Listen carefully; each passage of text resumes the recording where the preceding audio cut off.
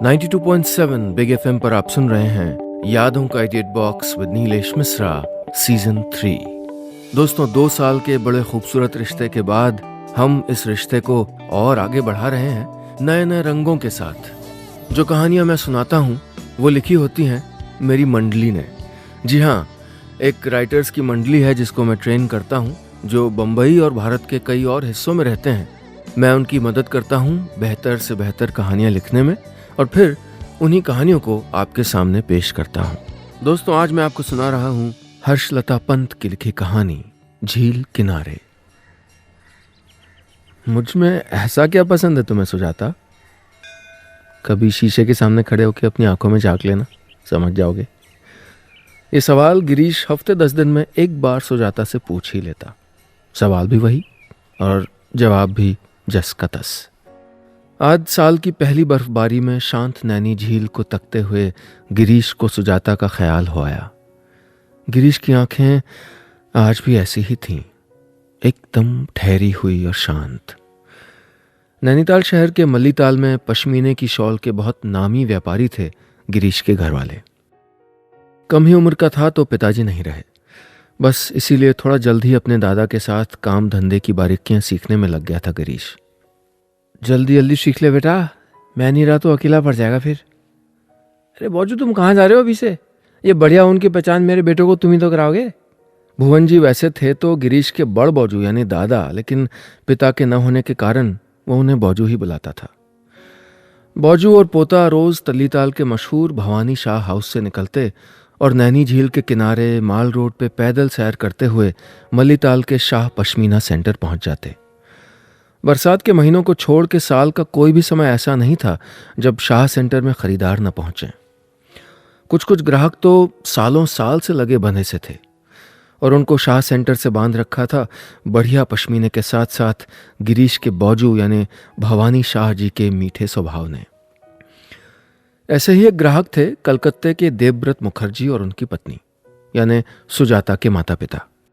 दोनों ही कोलकाता के नामी डॉक्टर थे और अपने काम की व्यस्तता के चलते सुजाता और उसकी छोटी बहन को उन्होंने नैनीताल के नामी बोर्डिंग स्कूल में पढ़ाना ही बेहतर समझा।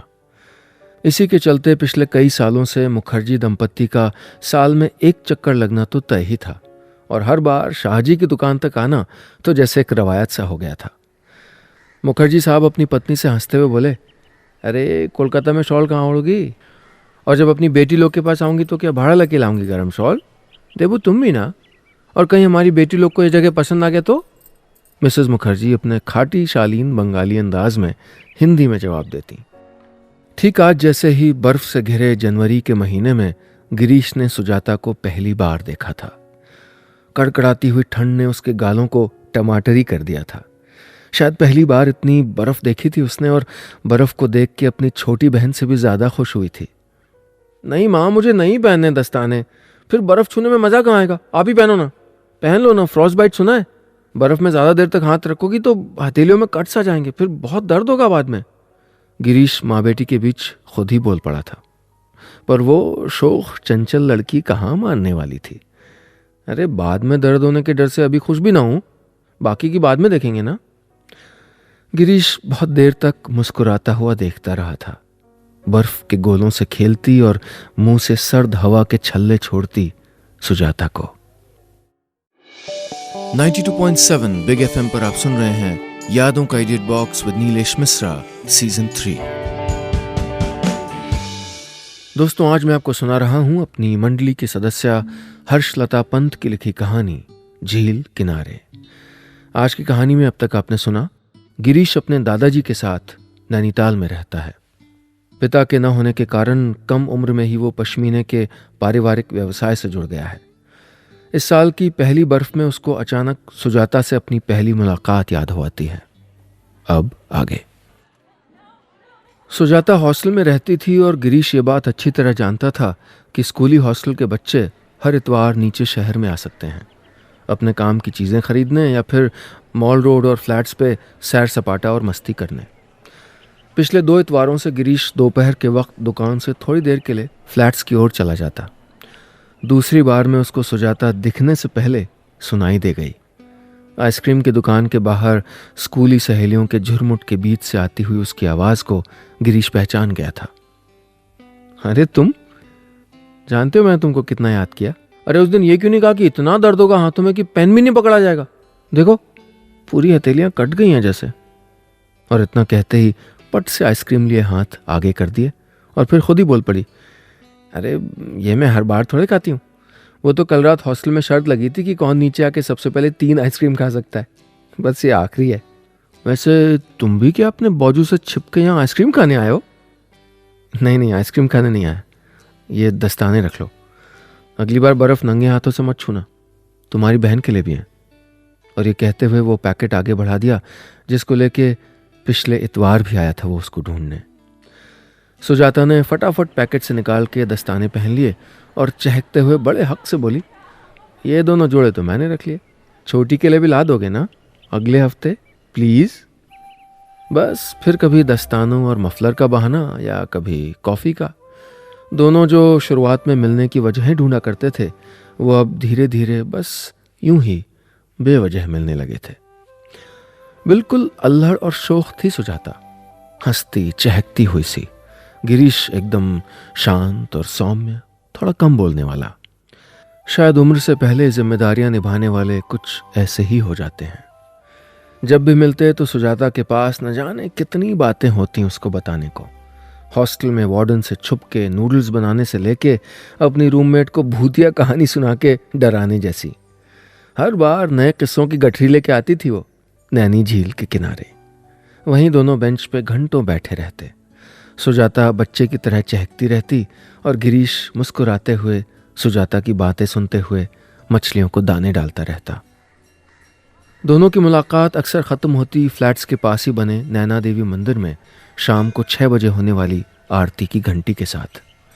मछलियों को दाना डालते डालते एक दिन गिरीश ने सुजाता से पूछ ही डाला, तुम इस तरह मुझसे मिलने आ जाती हो, कुछ अच्छा लगता है मुझ में? हाँ लगता है ना। क्या? वही जो इस झील में तुमको अच्छा लगता है। मतलब? अरे बुद्धू, कभी शीशे के आगे खड़े होकर अपनी आंखों में झांक के देखा है? कितनी ठहरी हुई है, बिल्कुल इस झील की तरह। मुस्कुरा दिया था सुजाता की इस बात पे गिरीश, पर नहीं जानता था कि उसका यही झील सा ठहराव उसकी और सुजाता की बढ़ती नजदीकियों को ठहरने पे मजबूर करने वाला था। 92.7 बिग एफएम पर आप सुन रहे हैं यादों का edit box with Nilesh Mishra season 3। दोस्तों आज मैं आपको सुना रहा हूं अपनी मंडली की सदस्य हर्षलता पंत की लिखी कहानी झील किनारे। आज की कहानी में अब तक आपने सुना नैनीताल में गिरीश की मुलाकात शहर के एक नामी स्कूल में पढ़ने वाली कोलकाता की सुजाता से होती है और गंभीर स्वभाव के गिरीश का खिंचाव चंचल सुजाता की ओर बढ़ता जाता है। अब आगे। गिरीश 4 साल पहले ही ग्रेजुएशन पूरा करके अब सारा समय अपने काम धंधे में देने का मन बना चुका था। छोटे शहरों में बड़ा रोजगार चलाने का मतलब होता है जैसे पूरे शहर से एक रिश्ता सा निभाना। पिछले 12 साल में बाजू के साथ तल्लीताल से मल्लीताल के रोजाना पैदल सफर में गिरीश ने ऐसे कई रिश्तों को जाना समझा था। जैसे वो लाल खपरेल की छत वाले घर के आंगन में धूप सेंकती वीना काकी, बस अड्डे के पास सैनी टूरिस्ट लॉज वाले पांडे जी, या फिर डिग्री कॉलेज में पढ़ाने वाले दीपेंदा। ये सिर्फ रोज मिलने वाले चेहरे नहीं थे, बल्कि इन चेहरों के पीछे छिपे थे न जाने कितने अनकहे रिश्ते, बिना कुछ कहे आपको खुद से बांधते हुए रिश्ते। सच छोटे शहर की बड़ी देन होते हैं ये अनकहे रिश्ते। गिरीश के कॉलेज के दिनों के दौरान 1-2 बार बाजू ने उसकी मंशा भांपने की कोशिश की थी। यहीं रहेगा गिरीश, यहाँ छोटे शहर में? दिल्ली बम्बई जाने का मन है क्या? क्या बाजू, दिल्ली मुंबई में झील ले चलो तो बात है, अरे मैं चला गया तो मछलियों को दाना कौन खिलाएगा? मतलब साफ था, काम धंधा अच्छा था और गिरीश की फितरत ठहराव वाली। वो यहीं रह के जिंदगी जीना चाहता था। धीरे धीरे गिरीश और सुजाता का रिश्ता परवान चढ़ने लगा।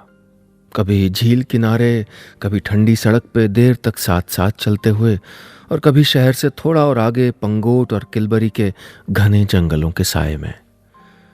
मन ही मन चाहने लगे थे दोनों एक दूसरे को और एक दूसरे के साथ को। अब गिरीश भी ऐसा ख्वाब देख रहा था जिसमें खुद से जुड़ी हर बात में सुजाता भी नजर आने लगी थी उसको। लेकिन सपनों की उम्र भी अक्सर नींद जितनी ही हुआ करती है, आंख खुली नहीं कि गायब। गैरी, हाँ, ये नाम सुजाता नहीं दिया था गिरीश को। ग्रेजुएशन हो गया मेरा, और सच मानो तो तुम पसंद भी हो मुझको। लेकिन शायद इस छोटे से शहर की ये रुकी हुई जिंदगी नहीं होगा मुझसे। मैं आगे बढ़ते रहना चाहती हूँ, दुनिया घूमना चाहती हूँ। चलो ना गैरी, तुम भी। इस शहर के बाहर भी दुनिया है, और तुम तो इस काम को दिल्ली, बॉम्बे, क्या विदेश तक पहुंचा सकते हो। फिर चलो ना, मेरे लिए सही। ऐसा नहीं सुझाता। मैंने हमेशा ही मेरे आसपास की इस दुनिया को खुद में महसूस किया है। मेरी जिंदगी में काम के साथ जीने की और भी वजह हैं।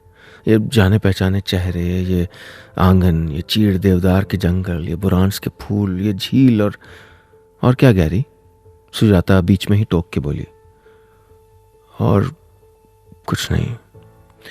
गिरीश सुजाता का हाथ पकड़ के उससे भी हमेशा के लिए ठहर जाने के लिए कहना चाहता था, लेकिन उसकी मर्जी के बिना नहीं, इसलिए रुक गया। एक ही जमीन पे होके भी दोनों का आसमान अलग अलग था शायद। बस इसीलिए एक दूसरे को बहुत चाहते हुए भी एक दूसरे की चाहत में ढल नहीं पाए दोनों। 92.7 बिग एफएम पर आप सुन रहे हैं यादों का edit box with Nilesh Mishra, season 3। दोस्तों, आज मैं आपको सुना रहा हूं अपनी मंडली की सदस्य हर्षलता पंत की लिखी कहानी झील किनारे। आज की कहानी में अब तक आपने सुना, नैनीताल शहर में गिरीश और सुजाता मिलते हैं, करीब आते हैं, लेकिन उनकी नज़दीकियों के आड़े आ जाता है दोनों का अलग स्वभाव। जहां गिरीश थोड़ा ठहराव वाली जिंदगी चाहता है, वहीं सुजाता को अपने सपनों के लिए और ऊंचे आसमान की तलाश है। अब आगे।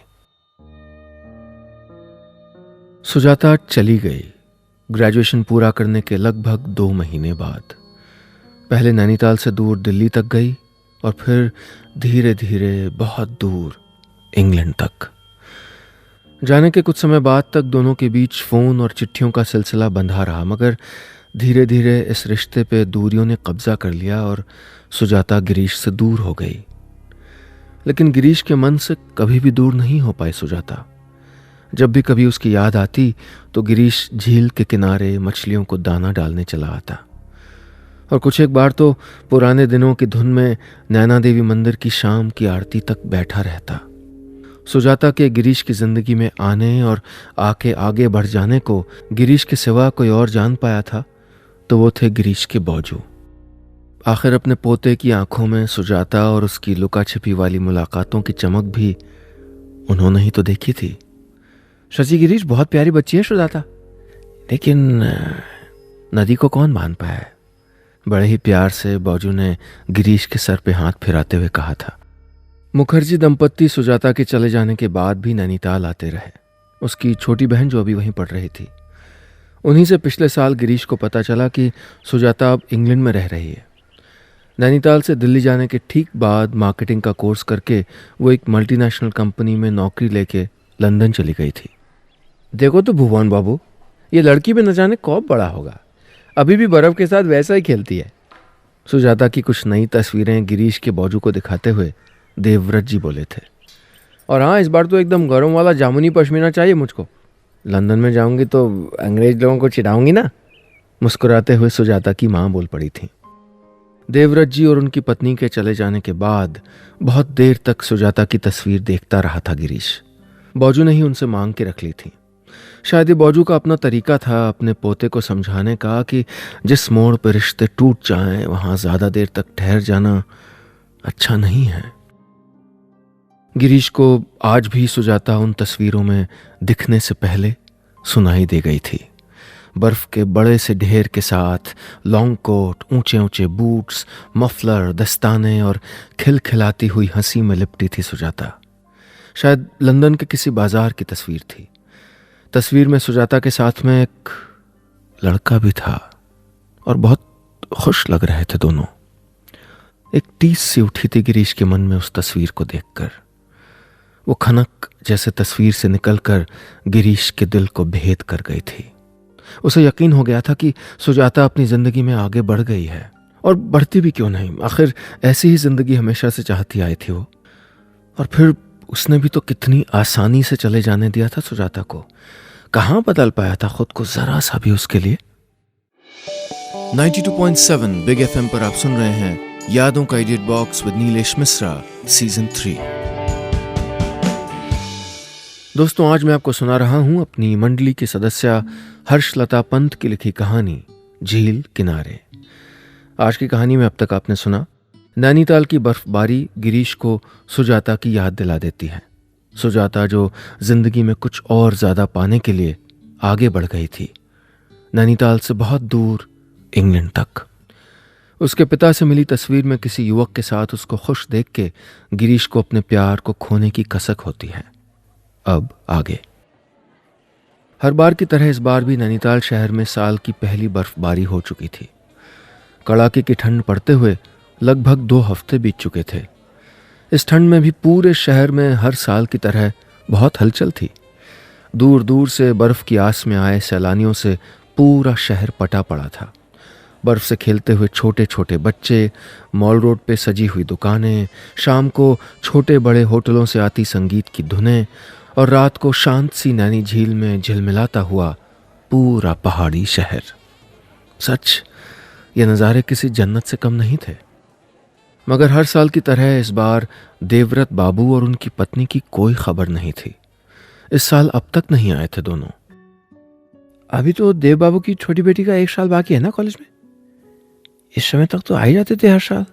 फिर बौजू की ये बात सुन के गिरीश सुजाता के साथ अपनी बीती हुई यादों के सफर से वापस लौट आया। बौजू के इस सवाल ने गिरीश के दिल की बातों को जैसे जबान दे दी थी। हाँ बौजू, मैं भी कुछ ऐसा ही सोच रहा था। जनवरी के शुरू में आ जाते थे बाकी साल तो। फिर पता कर लूँ क्या कॉलेज जाके। हाँ जरूर, हो सके तो उनका नया नंबर भी ले आना। पुराना तो बंद ही आ रहा है, 2 दिन से लगातार मिला रहा हूँ।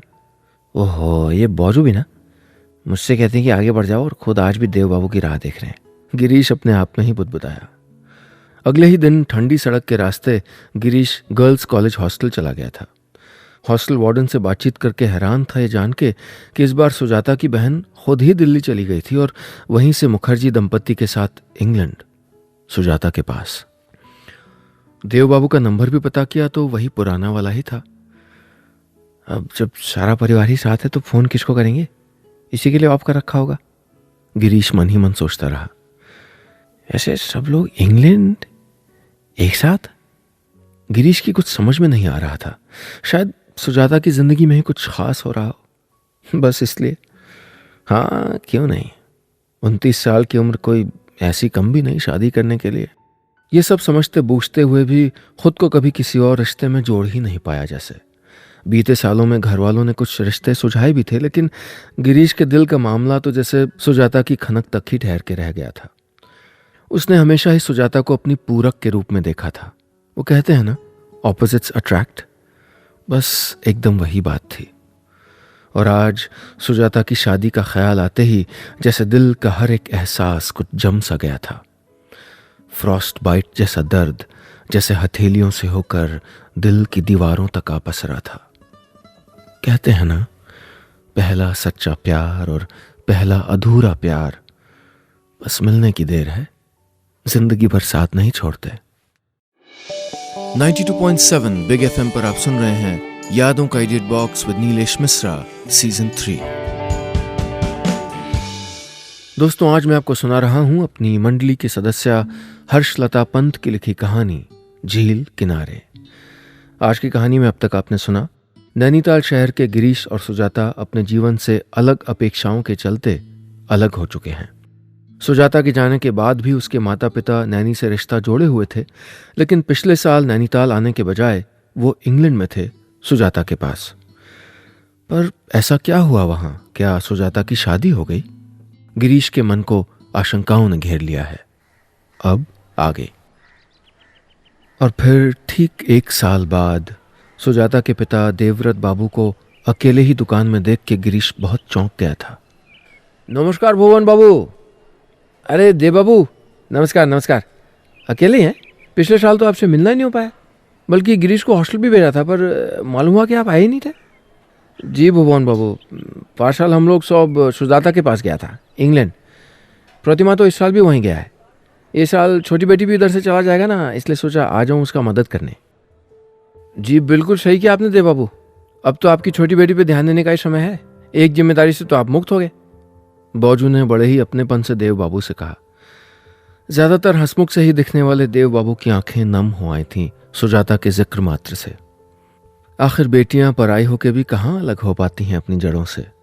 यही सोचते हुए और देव बाबू को भावुक होते देख के माहौल बदलने की मंशा से गिरीश ने फट से कहा, हमने पिछले साल से ही पश्मीने में लॉन्ग कोट स्टाइल में कुछ निकाला है, आप लेके जाइएगा। हाँ, आपकी दोनों बेटियों पे खूब फवेगा। और आपकी पत्नी का पसंदीदा जामुनी पश्मीना तो पिछले साल से राह देख रहा है उनकी। हाँ ज़रूर। सच प्रतिमा तो वहाँ भी यहीं का शॉल पहनती है। खूब खुश हो गए, ये देखिए।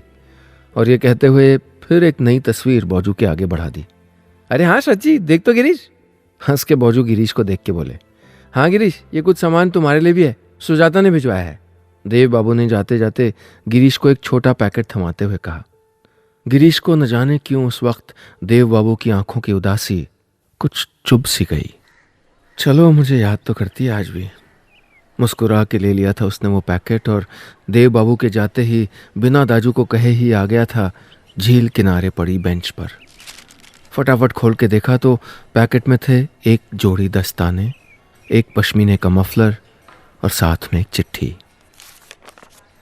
ये दोनों चीज़ें मैंने सेंट्रल लंदन से ख़रीदी हैं गैरी। थोड़ा ध्यान से अंदर तो देखो, मेड इन इंडिया का टैग लगा है। याद है गैरी, एक दिन झील किनारे मैंने तुमसे कहा था कि मैं आगे बढ़ना चाहती हूँ, दुनिया घूमना चाहती हूँ, और मैंने सब कुछ वैसा ही पाया जैसा सोचा था। मगर जाने क्यों फिर भी कुछ भी पूरा नहीं मिला। इतनी दूर आके जिन रिश्तों में खुद को ढूंढना चाहा वो शायद मेरे लिए बने ही नहीं थे। मेरे बहुत मुश्किल दौर में मेरे दुख को सिर्फ मेरे अपनों ने ही अपनाया। गए साल के बिखरे हुए रिश्तों ने मुझको बस यही सिखाया है कि दुनिया घूमने और दुनिया भर में घूम घूम के घर तलाशने में फर्क होता है। चिट्ठी पढ़ते पढ़ते गिरीश रुक सा गया। आज न कुछ दिखाई दे रहा था न सुनाई दे रहा था। गिरीश की आंखें नम थीं और चिट्ठी से सुजाता की खनक गुम हो गई थी। चिट्ठी में आगे लिखा था, तुम्हारा फैसला तो मैं नहीं जानती, लेकिन अपने लिए तलाश रही हूं बिल्कुल तुम्हारी नैनी झील जैसा ही कुछ, शांत और ठहरा हुआ। बता सकोगे वहां तक की राह? बस इतनी सी थी ये कहानी।